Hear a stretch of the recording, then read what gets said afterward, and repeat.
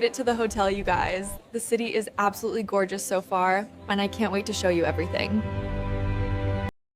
A shadow falls across the empty streets of a foreign city, and for a moment, you realize how easy it is to disappear. Not physically your body can be tracked, but in the way the world perceives you. The version they see, the one you carefully construct. What happens when that version is stolen?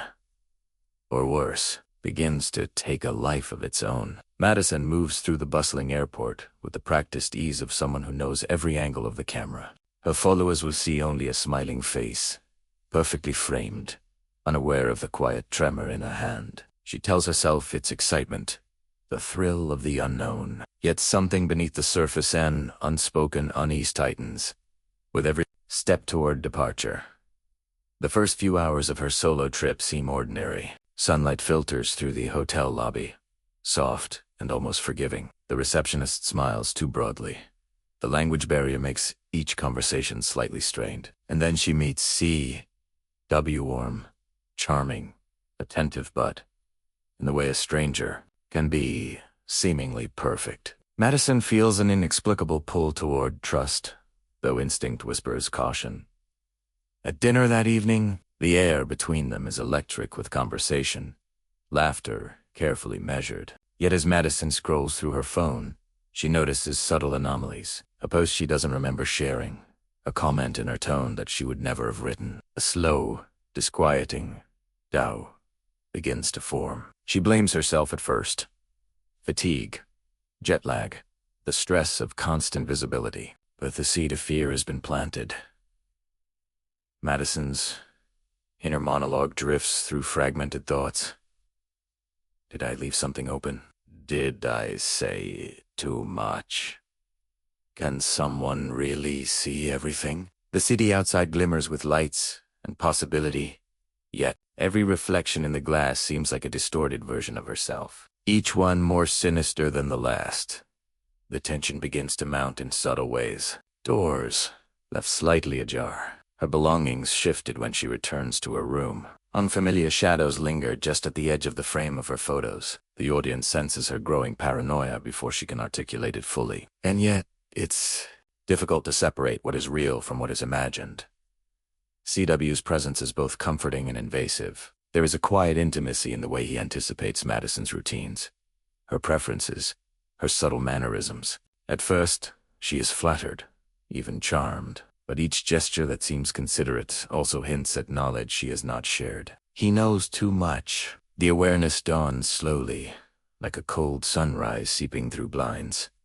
As part one unfolds, the narrative avoids overt explanations, lingering instead on the psychological tension. Madison's phone buzzes with notifications she cannot recognize. Familiar usernames appear alongside strange messages, each one hinting at intrusion. Her digital life, curated, flawless persona she has built feels suddenly fragile, almost ephemeral. She begins to question whether she is still the author of her own identity. The city, once vibrant, now feels labyrinthine. Every turn carries the possibility of observation, every reflection a threat. The walls of her hotel room seem closer. The shadows longer. There is no dramatic confrontation yet, only a slow accumulation of unease. The audience experiences the tension in their own breathing, as Madison's carefully constructed reality begins to unravel in the quietest ways. The final moments of part one leave her standing at the window, the city sprawling endlessly below. Her reflection overlaps with the neon lights outside. For a heartbeat, she imagines herself stepping through the glass, vanishing into someone else's story. The camera lingers, the sound muted except for the low hum of electricity. We do not yet know who will emerge victorious in this quiet war for identity. But the question hangs.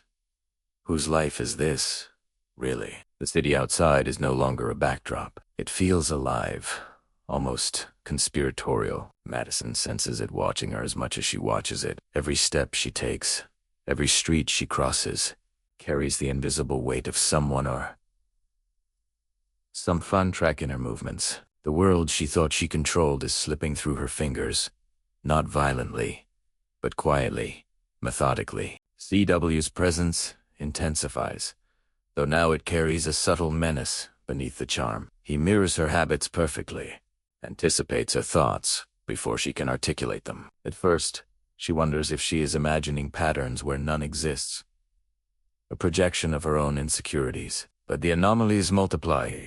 Posts appear in her account at times she knows she was offline. Messages arrive that feel personal, intimate, yet she never wrote them. A creeping realization takes hold.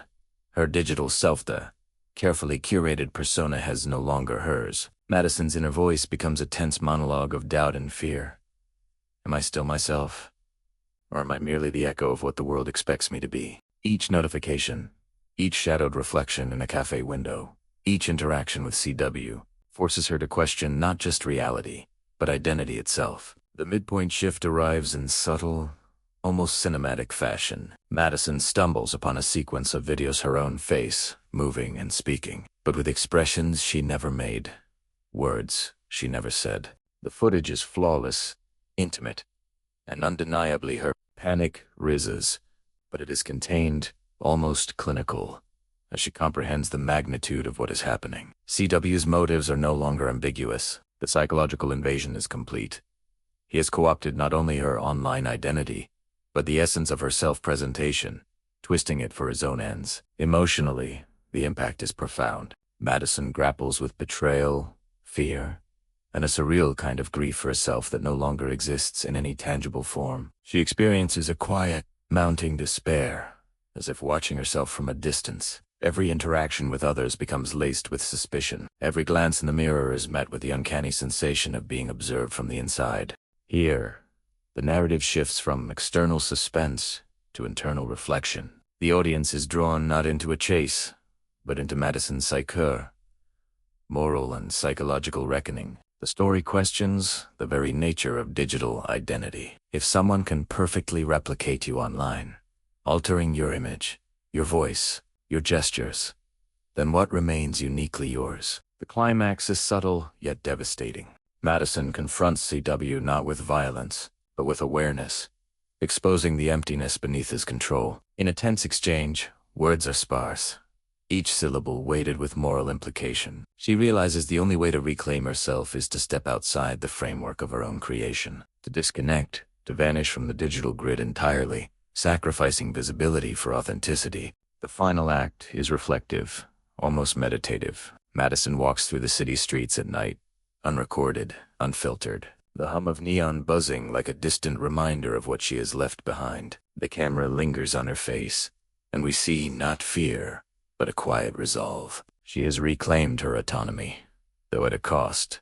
Her followers, her curated persona, even the traces of her past influence, are gone. What remains is the raw, unmediated self, a person untethered from the expectations of the digital world. The closing reflection leaves the audience with a lingering tension, not about plot, but about meaning. How much of ourselves do we truly own when we live for visibility? When someone can capture and manipulate not only what we share, but who we appear to be, what remains that is genuinely ours? Madison's story ends in quiet ambiguity, not despair, but contemplation. The city continues its rhythm, indifferent and vast, and in that indifference, there is a strange freedom. The knowledge that even when identity is co-opted, even when control is wrested from us, there remains a self beyond observation, a private consciousness that cannot be replicated. The final line resonates as a philosophical echo. We are more than the images we present. Even when stolen, the essence of who we are quietly endures.